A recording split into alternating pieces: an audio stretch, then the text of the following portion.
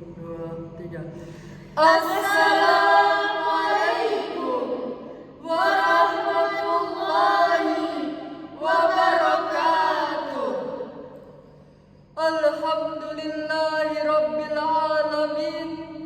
Assalatu wassalamu ala asrafil anbiya'i wal mursalin Sayyidina wa maulana Muhammadin wa ala alihi wa sahbihi ajma'in. Amma ba'du. Dewan juri yang kami hormati, hadirin rahimakumullah, Multatuli mengibaratkan bumi Indonesia laksana jamrut yang berada di dataran khatulistiwa. Hurai Shihab mengibaratkan tanah Indonesia laksana tanah sekeping surga yang dihamparkan di persada Nusantara. Dua ungkapan tersebut menggambarkan betapa indahnya dan hebatnya sumber daya alam yang kita miliki. Kita negara kaya, sumber daya kita potensial, tanah kita pun subur. Namun kenyataannya masih banyak rakyat yang berada di bawah garis kemiskinan. Bayi-bayi kekurangan gizi, pelajar putus sekolah, bahkan rakyat mati menderita kelaparan. Mengapa hal ini terjadi? Hal ini disebabkan oleh sumber daya yang kita miliki belum dimanfaatkan oleh bangsa kita sendiri, melainkan dieksploitasi, dikikis habis oleh bangsa-bangsa lain sebagai aksi penjajahan gaya baru. Bahkan akhir-akhir ini, akibat kecongkakan tangan-tangan manusia itu sendiri yang dibungkus sains dan teknologi telah mengikis habis keramahan alam, sehingga yang nampak adalah krisis lingkungan, polusi, global warming, hingga menipisnya lapisan ozon di atmosfer. Fenomena tersebut, hadirin, menandakan ketidakharmonisan hubungan manusia dengan alam raya. Akibatnya manusia sendirilah yang merasakannya. Sebab if the habitat was care will give function, but if not it would make destroy. Jika alam lingkungan dipelihara akan berdaya, tapi jika dibiarkan akan menimbulkan bencana. Demikianlah ungkapan Edward Buckle dalam History of Civilization in England. Melihat betapa pentingnya memelihara lingkungan tersebut, hadirin, maka pada kesempatan kali ini kami akan membicarakan tentang Kewajiban manusia dalam memelihara dan memakmurkan alam. dengan rujukan firman Allah surah Al-Hijr ayat 19 hingga 20.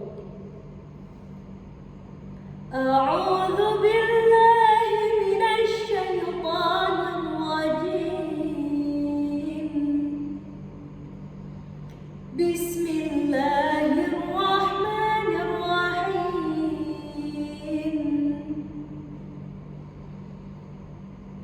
Wal arda madadnaha wa alqayna fiha rawasiya wa anbatna fiha وأنبتنا فيها من كل شيء موزون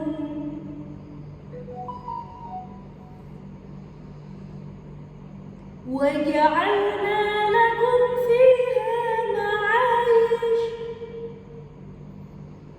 فيها معايش ومن لستم له برازقين. Hamba berlindung kepada Allah dari godaan syaitan yang terkutuk dengan menyebut nama Allah yang Maha Pengasih, lagi Maha Penyayang. Dan kami telah menghamparkan bumi dan menjadikan padanya gunung-gunung, dan kami tumbuhkan padanya segala sesuatu menurut ukuran. Dan kami telah menjadikan untukmu di bumi keperluan-keperluan hidup. Dan kami menciptakan pula makhluk-makhluk yang kamu sekali-kali bukan pemberi rezeki kepadanya.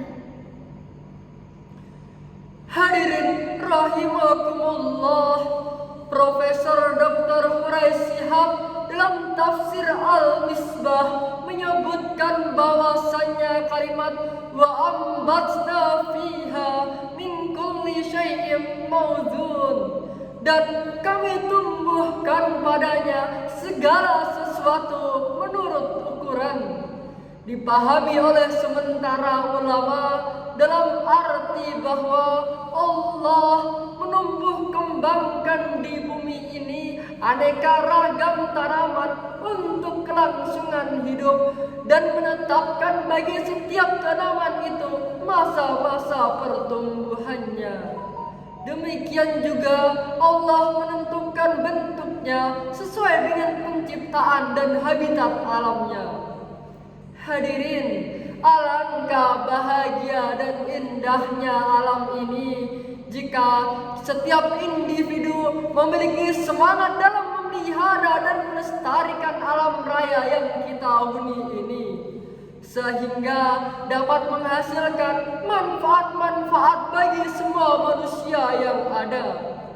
Para ilmuwan menyebutkan bahwasannya pada abad ke-21 sebagai the anxiety or centuries, yaitu abad yang penuh dengan kegelisahan, kecemasan, perang antara suku dan bangsa menjadi-jadi, resesi ekonomi melanda seluruh lapisan warga, ledakan penduduk semakin tak terkendali, bahkan pencemaran lingkungan menjadi ancaman kehidupan. Hadirin, kondisi tersebut jelas menimbulkan beban psikologis bagi kehidupan masyarakat.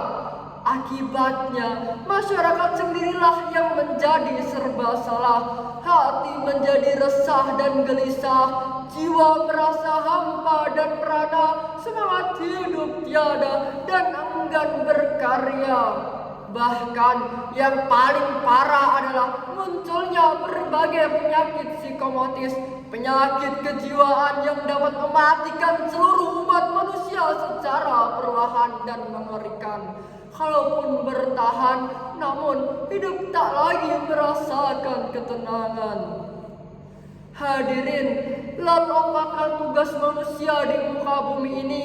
Tidak lain dan tidak bukan adalah untuk memakmurkan bumi ini, mensejahterakan umat manusia sendiri, lebih-lebih untuk lingkungannya sebagai tempat tinggal dan menetapnya, sebagaimana yang terurai di dalam surah Al-Hud ayat 61.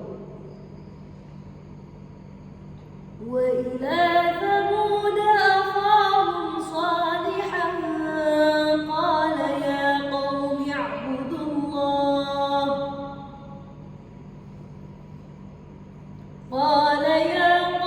اعبدوا الله ما لكم من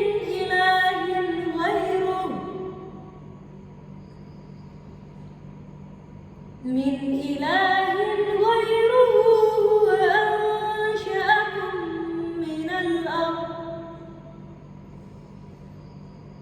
من الأرض واستعمركم فيها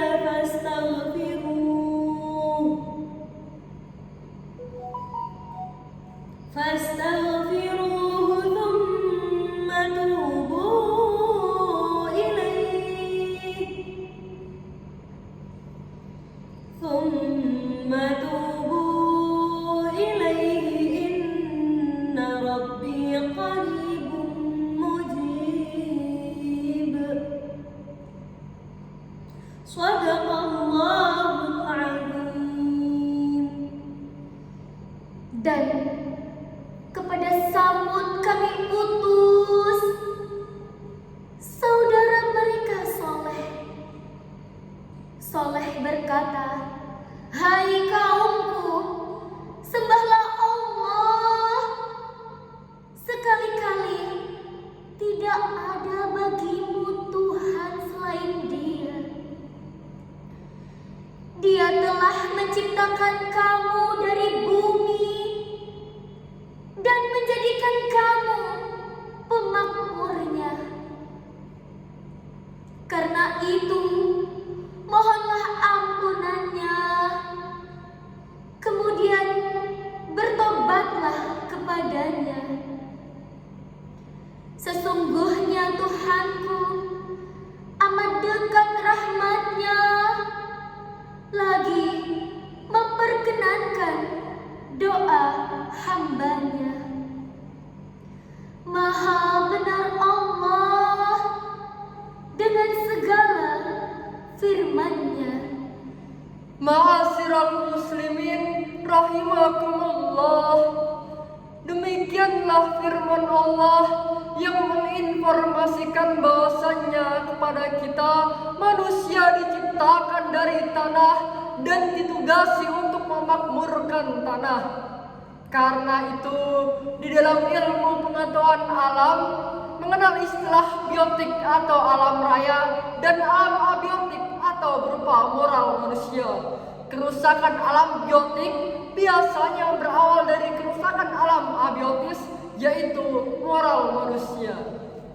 Ancaman kerusakan tersebut, hadirin, sebuah bukti yang harus kita renungkan, kita pikirkan, kita cermati untuk kita antisipasi agar saat ini maupun kelak yang menjadi kerusakan alam. Lalu bagaimanakah tanggung jawab dan usaha kita sebagai warga negara dalam memelihara lingkungan ini?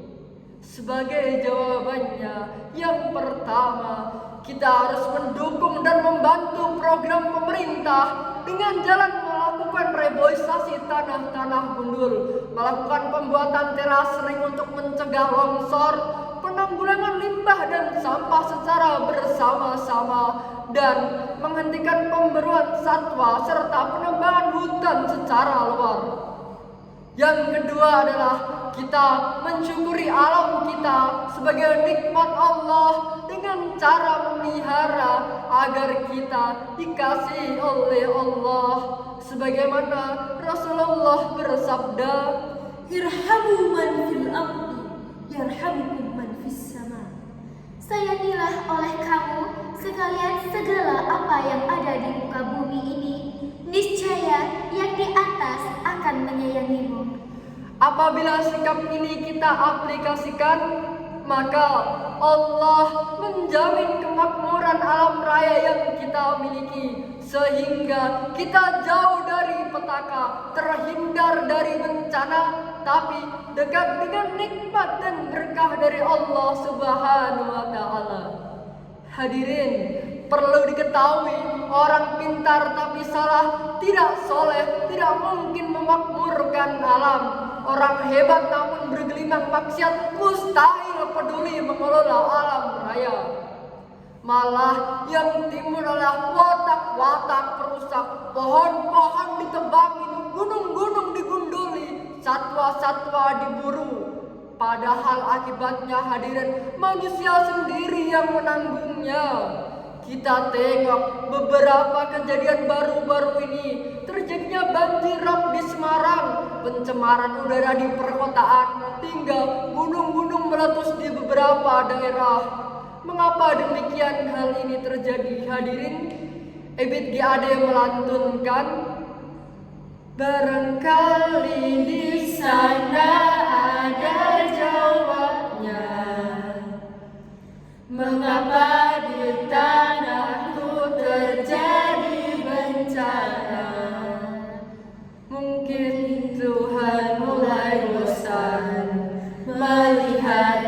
pemerintah kita yang selalu salah dan bangga dengan dosa-dosa, atau alam mulai enggan bersahabat dengan kita.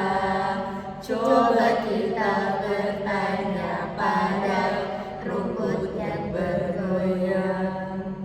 Dengan demikian hadirin, dari uraian ini dapat disimpulkan bahwa alam raya akan berdaya guna jika dipelihara, namun akan menimbulkan petaka jika dirusak.